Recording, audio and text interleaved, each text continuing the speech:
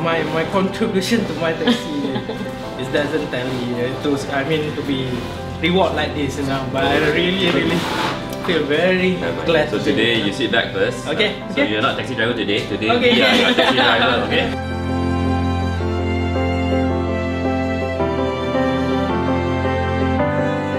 Terkejut juga lah tengok dia orang ada. Saya pun tak macam mana dia orang kontak dia orang bawa main sini. Saya tengok lagi, anak-anak saya semua ada. Itu yang saya terharu sangat. Susah nak cantum dia orang. Terima kasih kerana datang hadirkan diri untuk bersama-sama saya walaupun hanya untuk beberapa jam. Saya seronok lah. Kata dari jauh pun terkejut.